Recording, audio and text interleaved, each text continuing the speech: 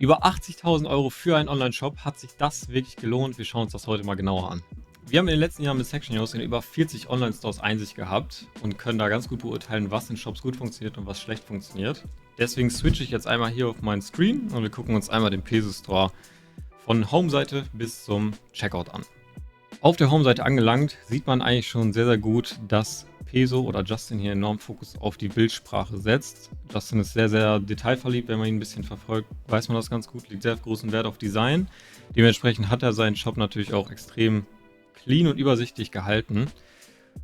Arbeitet, wie gesagt, sehr viel mit Bildsprache, also die Home-Seite ist nicht sonderlich lang, wir können ja einmal runterscrollen.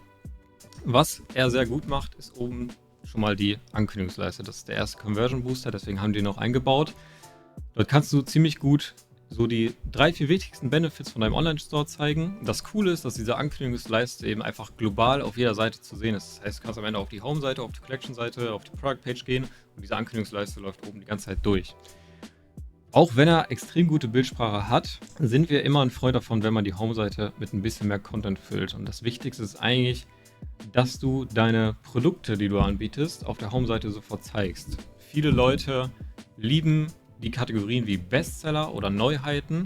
Das würde ich hier unbedingt auf Produktseite nochmal platzieren, dass du einfach ein paar Produkte schon mal anzeigst und Leute sofort in bestimmte Kategorien bzw. sofort auf die Produktseiten auch springen können. Was man auch machen könnte, ist nochmal Kategorie Bubble zu testen. Was genau das ist, das zeige ich dir einmal hier im Online-Store von Heldengrün. Das sind hier oben diese kleinen Bubbles und warum die so gut funktionieren, ist eigentlich ganz einfach. Vielleicht erkennst du das schon grob an dem Layout hier. Das erinnert extrem an das Design von Instagram Stories. Und Instagram Stories sind inzwischen bei jedem Nutzer ziemlich fest verankert in der Verhaltensweise. Und die Leute kommen extrem gut klar mit solchen Slidern. Das Coole ist einfach, dass die hier direkt in Kategorien springen können. Das heißt, du kommst sofort auf die Seite und hast oben direkt die Möglichkeit, einmal durchzuscrollen durch die wichtigsten Kategorien und kannst sofort reinklicken. Diesen Blog oder diese Section, die habe ich schon mehrfach positiv AB getestet, funktioniert in fast allen Online-Shops sehr gut. Würde natürlich bei PESO so ein bisschen dieses cleane Design brechen, deswegen werden sie es wahrscheinlich auch nicht eingebaut haben. Trotzdem wäre es aus meiner Sicht extrem guter Test, auch da einmal einzubauen. Dann springen wir einmal hier ins Menü.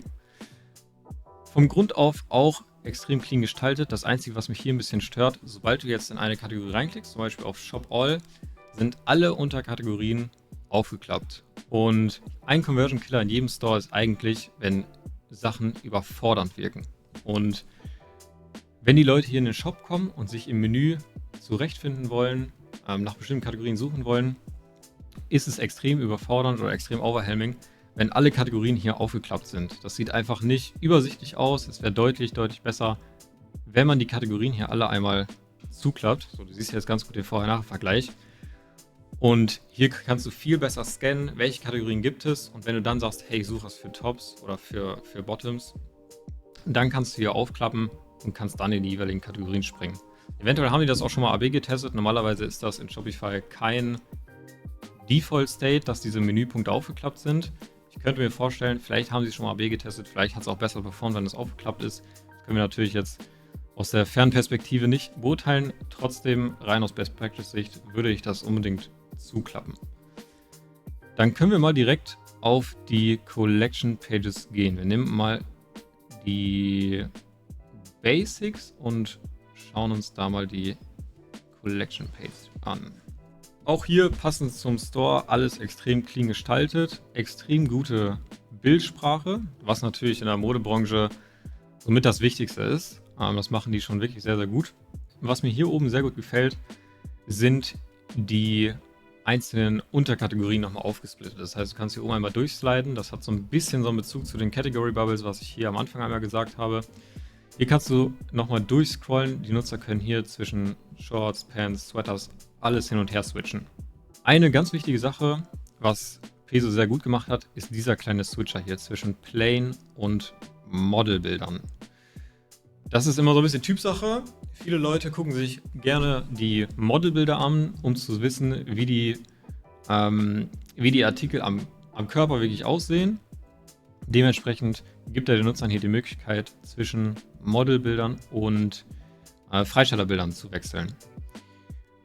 Was er dann macht, ist, oder was er dann auch noch sehr gut macht, ist, dass er auf den einzelnen Product Items hier die Möglichkeit gibt, die Bilder durchzuscrollen. Und das wird ein sehr, sehr krasser Conversion Booster sein.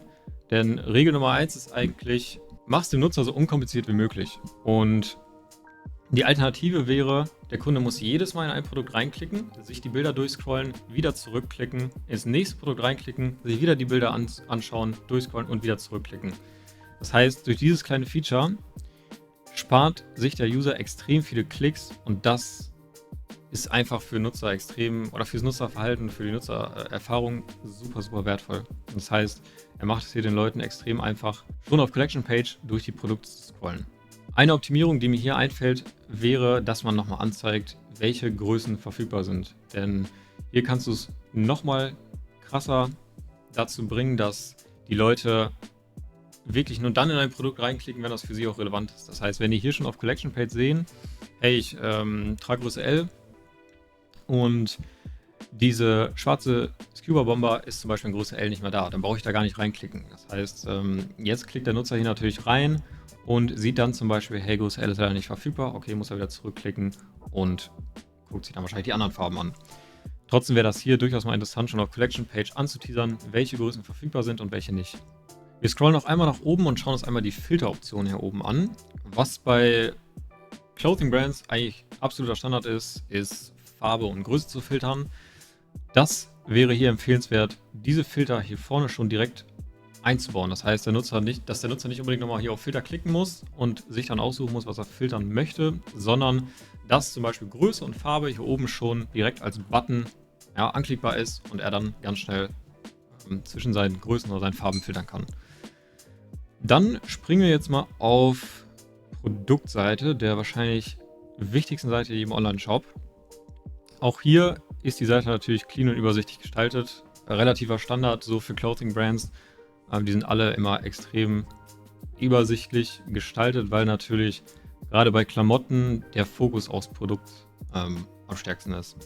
Was extrem gut hier gemacht wurde, ist, dass die Modelgröße angezeigt wurde. Das ist ein extremer Conversion Booster für die Clothing Brand.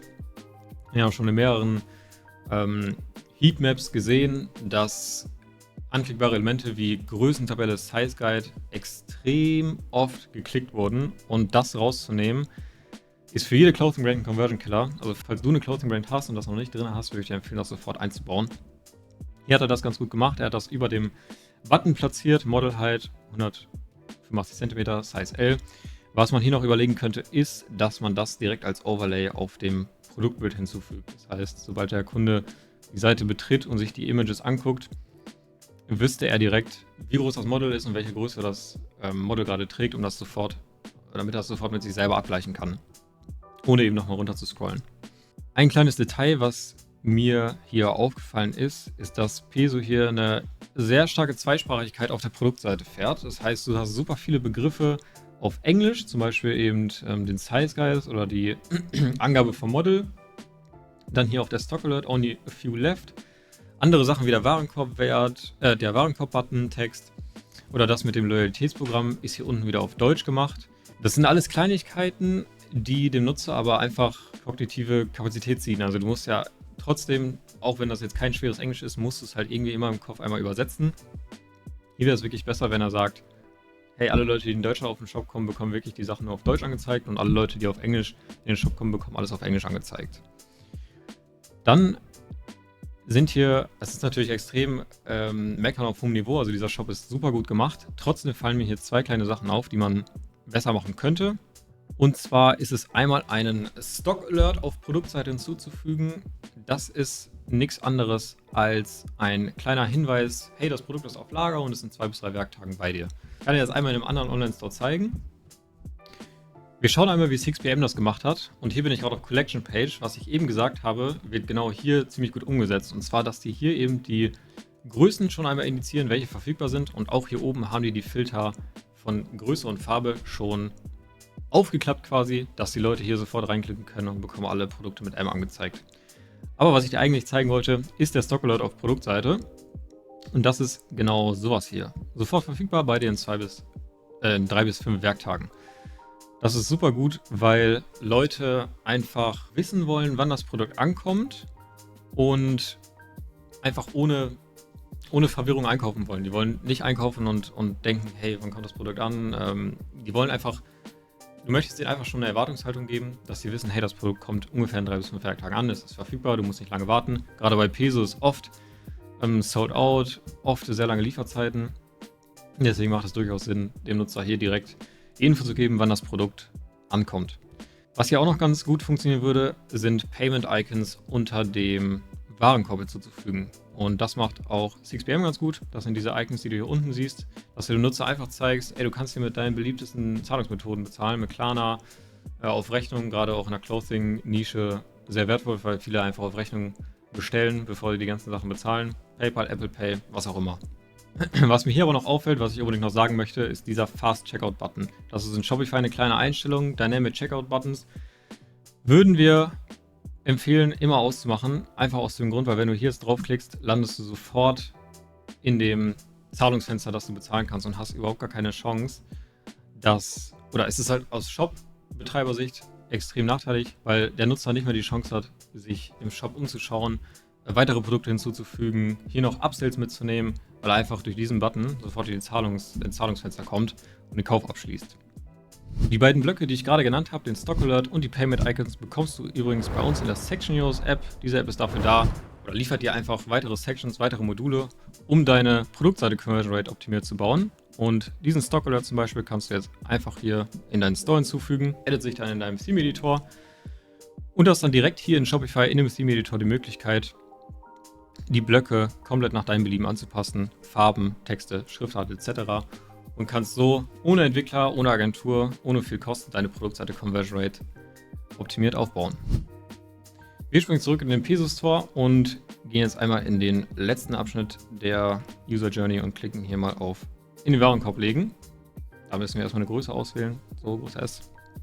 Sehen dann hier den Warenkorb und hier, der Warenkorb ist super clean gehalten, was auch grundsätzlich gut ist. Bei vielen Leuten funktioniert es auch noch sehr, sehr gut, wenn man Upsells im Warenkorb platziert. Das ist aber wirklich für Shop unterschiedlich. Also in diversen Nischen funktioniert das sehr gut, in anderen nicht.